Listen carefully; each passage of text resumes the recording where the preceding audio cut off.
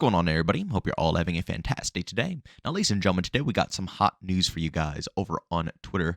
Microsoft actually put out some statements regarding some numbers that they're going to go ahead and, produce with this upcoming year here, which I want to go ahead and discuss with you guys. And also, they had some words about the future of Call of Duty.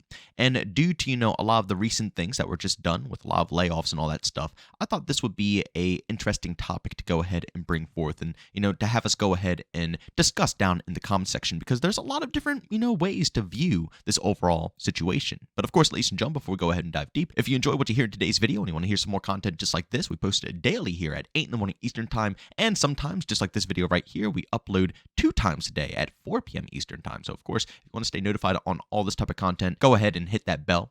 And last but not least, we do try to go ahead and stream pretty much daily over on Kick, and we are on the grind to try to get into that new program as well. So if you guys want to show some love, show some support, by all means tune into that stream. We are trying to do that daily, and it starts usually around 12 to 1 p.m. Eastern time. All right, so ladies and gentlemen, we do indeed have a lot of stuff to go ahead and discuss, but I want to mention this very quickly as well. Please, if you're still playing Modern Warfare 3 and you haven't tried the Striker 9 yet, you are missing the frick out. Seriously, like I know everybody is scarred from the weapon, but that got a buff. The AMR got a buff, which is making the gun phenomenal now. The Sidewinder also got a buff, and it's not, insane, but trust me, it is way different than what it was before. I still don't see people using that variety. I'll be honest, I've seen the Sidewinder in a few of my lobbies, and the Striker 9 also in a handful, but still, it's the same stuff. I really do think people are just scarred from, Season 1 when it first dropped, and everything was just, in an absolute mess of a state.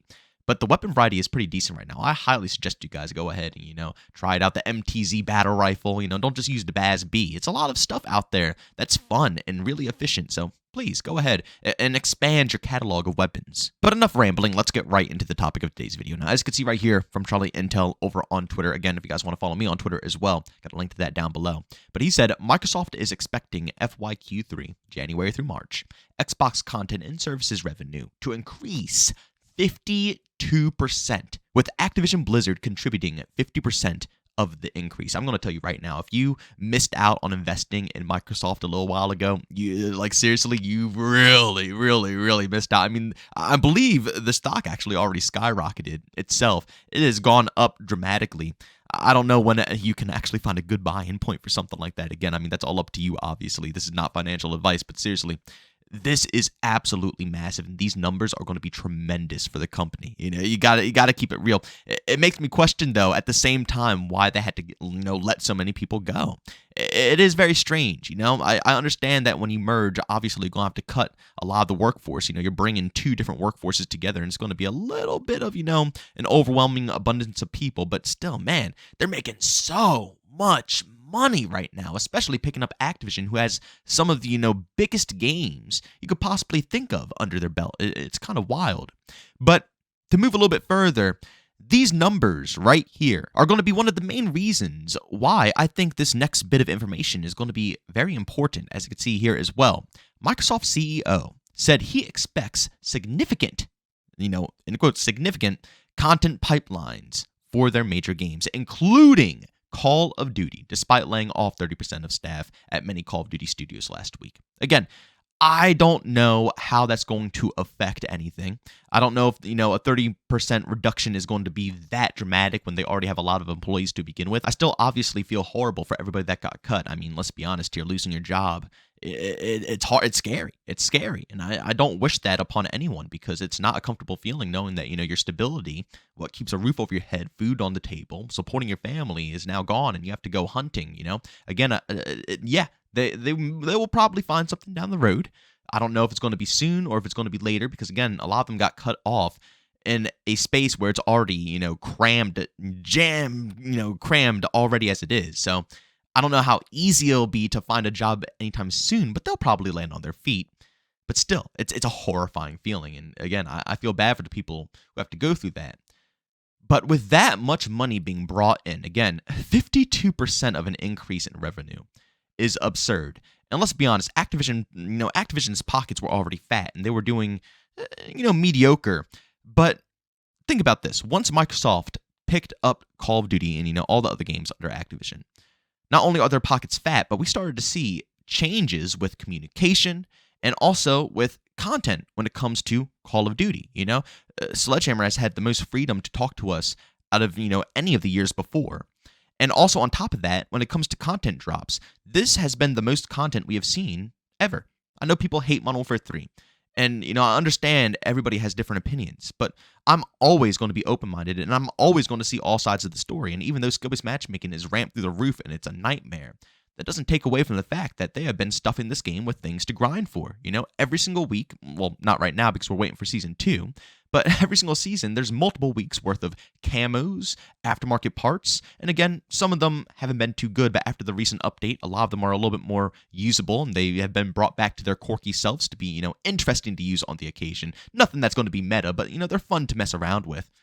Just things to bring you back into the experience, saying, you know what, actually, I don't want to miss that. I want to be able to play with that. I want that camo for my gun. I'll be honest, some of the more recent camos have been kind of a letdown. I like the new MTZ battle rifle blueprint. That's really dope because, honestly for me, I don't mind the more bland, camos. I don't need things that are super flashy, but some of the other bland camos that they're coming out with aren't good. They've just been really rough. But again, they've been releasing content, and I'm hoping that later down the line, we'll start seeing more camos come into the free events that were like, what is it, blue gold or black gold or something of that sort, the one that's on my knife in this gameplay, or maybe it's the different, I don't know where I'm at in the gameplay, but, I usually have it on my knife at all times. The Magma camo, the Makarov camo is really cool as well. I love that one. They have a lot of cool-looking camos in this game, so I'm hoping that we'll get more stuff like that down the road. But the point being, regardless if the camos look good or not, if we're going to be realistic here, this is the most content we have seen in a Call of Duty game. Now, is it where we should be? Probably not. As a live, if they're trying to change COD into a live service game, COD is one of the biggest known names known to mankind right now in FPS history. So you would think for a game like this where they generate that much money, we can get more maps every time a new season launches, or just more content in general. But for the time being, there's stuff to grind for. On top of the battle pass that we always get, and on top of the usual content, there's actually a lot of weekly events, things that make you want to hop back into the experience.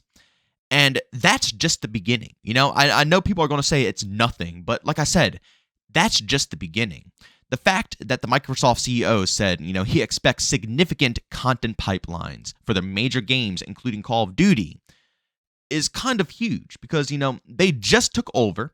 They're just getting, their feet wet with Call of Duty. And we're already seeing this much of a content increase when it comes to our Call of Duty games, weekly content, events, so on and so forth. What is it going to look like a year down the road, 2 years down the road, 3 years down the road? And that's the discussion I want to go ahead and bring up today. Do you guys personally think we're going to see anything massive here? Do you think that the events and the content, the free stuff we've been getting, and, just more of an incentive to hop into the game, do you think this stuff is just a coincidence? Do you think it's just because it was a DLC game and they have more time to go ahead and do stuff of this sort? Or do you think that Microsoft is actually trying to improve the Call of Duty experience? They see the potential that Call of Duty has, and they're going to run with it. Again, Call of Duty, like I said before, is one of the biggest FPS names known to mankind. You can say Call of Duty anywhere. Even non-gamers will probably hear about that because they probably heard about it from one of their family members or one of their friends, That's how big Call of Duty is. And Activision didn't really take advantage of that, in my personal opinion, but Microsoft, I don't think they're playing around. They spent a lot of money to go ahead and pick up Activision. And, even though I guess technically it's not a lot of money to them because they're already worth so much to begin with. But still, it was a lot of cash to pick them up. They're not just going to pick Activision up and not take advantage of their IPs, including one of the, like I said, the most well-known FPS games out there. Honestly, I'm curious to see down the road if they're going to keep pushing, if they're going to keep trying to go ahead and improve the quote-unquote live service methods. Because honestly, I hate live service, but if they can make it better, then that's exactly what we want. I know we all say that we want map packs back, but the reality is that map packs always tore up the communications you had with friends, family, and just meeting other people.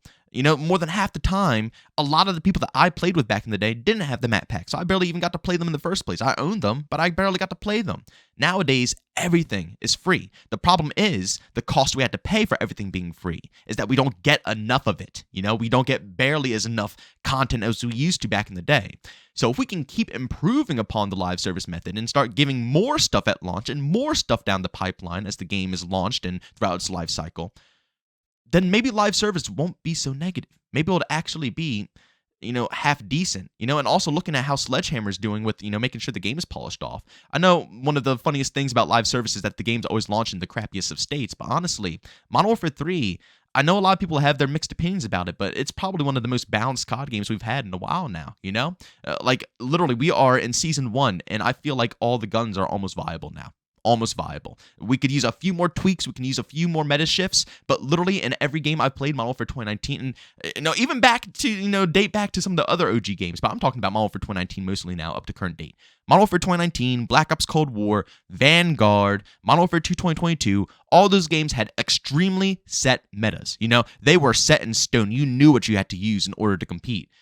Right now, in this current state of Modern Warfare 3, Season 1 Reloaded, which is, nowhere time-wise compared to the previous games when they finally got their metas fixed up, and even then their metas were still established and still extremely obnoxious. Right in this current state, I feel like the metas aren't too shabby, and the game plays pretty nicely. I'm kind of happy with the state that it's in, and I'm, curious to see if Sledgehammer can keep improving. But if Microsoft can somehow, make that a normal thing, where, the developers release games in better states, and we still need improvement. I'm not saying that, this is the best release game ever. We still need major improvements, so, in the future, yes, the game can launch at a better state for a lot of other players as well. But, I'm hoping that this is a start in the right direction, and that these statements aren't just small statements, and they really mean what they say when they say that they're going to, be significant changes when it comes to content for Call of Duty down the road. But again, like I said, this is just a discussion I want to bring up with you guys. You know what I'm saying? There's nothing true, nothing false about this stuff. We have no clue what the future holds, but I thought it'll be an interesting topic because, to hear that that's what the CEO really expects out of Call of Duty in the future, and, also with the facts of, a bunch of people being laid off. I'm just curious what you all think. Do you think that they mean it? That we're going to see anything? And do you really think it's going to happen? Or is it just a waste of time? But as always, ladies and gentlemen, if you enjoyed today's video, leave a like. If you hated it, leave a dislike. Don't forget to subscribe and hit that bell to be notified when more content just like this. And last but not least, we do try to stream daily over on Kick. So if you guys are interested in seeing any of that, I have a link to that down in the description of this video. But as always, thank you for tuning in. I'll see you on the next one. Peace out.